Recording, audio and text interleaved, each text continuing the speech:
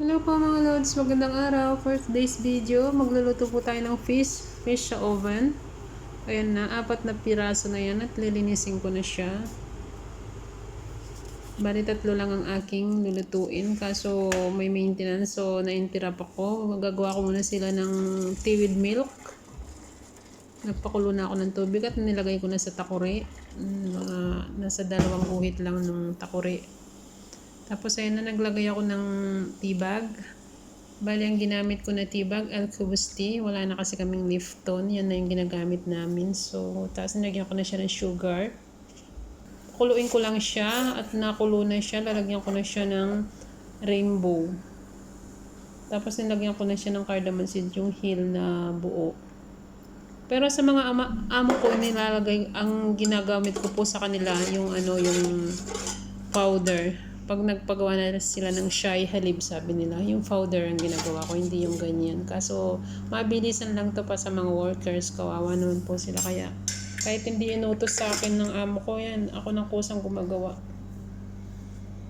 Pakuluin lang siya yung yung pinapakulo ko lang po yung gatas. Pag okay na siya, yan, isasalin ko na siya sa dala. Yung thermos. Marami po silang klase ng thermos kasi marami silang, lalo na pag may bisita, iba-iba.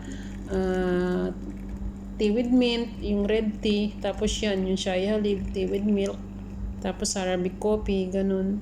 Kaya marami silang thermos, kanya-kanya kasing lagayan. Hindi pwede yung halo-halo. So, ayan na, yung para sa mga workers yan. Lagi ko yung ginagawa pag may mga workers sila.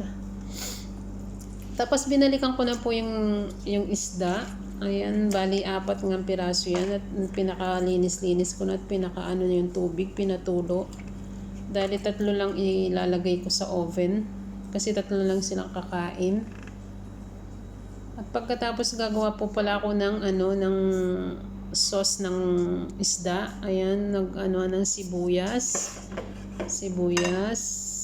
Yan na tamarind paste. Yan nilalagay ko rin siya mamaya. Bali, iniwa ko na yung sibuyas dyan. At saka kamatis, bawang, lagay ko na sa blender. Ayan na mga lodge. Lagay na natin siya sa blender kasi iniwa-hiwa ko na para hindi na mahirapan ng blender. At saka yung pinakahugas ko na yung parsley, tsaka coriander leaves. Tsaka pinaalis ko na yung tubig. Pinatulo ko na yung tubig niya dyan sa strainer. Lagyan ko rin siya ng 1 tablespoon ng tamarind paste. At saka yung ginagawa kong red sauce, yung basbasakmer, sabi nila.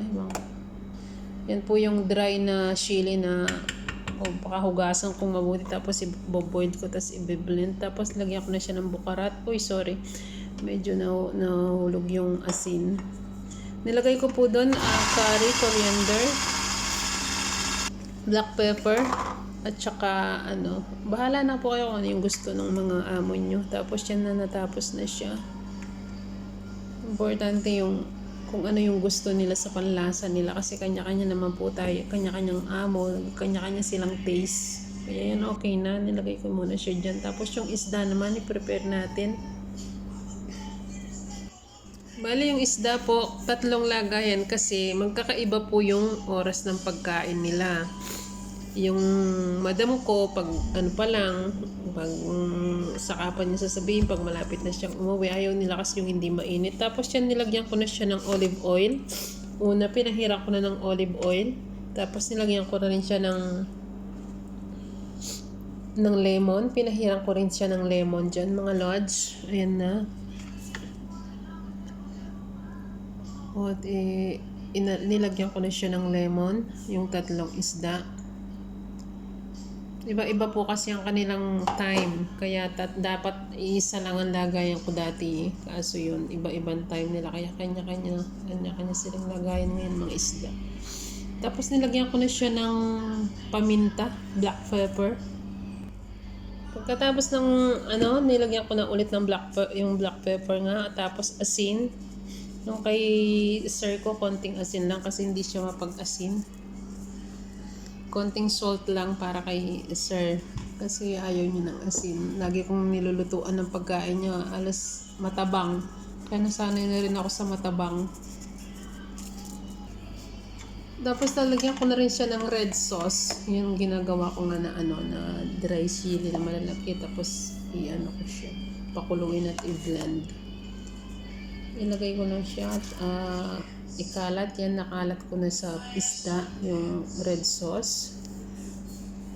Tapos ito yung pinaka-last. Lalagay ko yung yung blend ko kanina na samot-samot na may kasumekos na mga mga binlend ko kanina na mga gulay. Yan na po ang finish niya na tapos mamaya ilagay ko siya sa oven. Ayan na yung finish niya, mga lods. Pag na na sa oven, ganyan na siya. Sarap. Ganyan po siya pag natapos na siya at nailagay ko na sa oven. Pagkatapos nun, yan pong kapartner niyan ay salo na potato. Hindi ko na naipakita. Simple lang naman pong gawin yung salo na potato. Mag-gisa lang naman yan sa yung patatas eh. Lagyan lang ng kamatis, bawang, sibuyas at saka yung mga bukarat. Pakapakuluin mo. Gusto po kasi nila yung malapot. Kaya yan pakulong-pakulo ko talaga yung yung salo na potato. Yan ang kapartner po ng isda. Pag nagluluto ako ng isda, nagluluto rin po ako ng ganyan, yung salo na potato. Gustong gusto nila. Tapos lalagyan ko rin siya ng black lemon. Gusto nila yung konting may asim-asim. Ayan na po, nilagay ko na sa harara. Tapos yung niya white rice. Ayan, okay na rin yung white rice. Ready to serve na. Yan po ang katerno ng fish in oven. Sige po, maraming salamat. God bless. Thank you.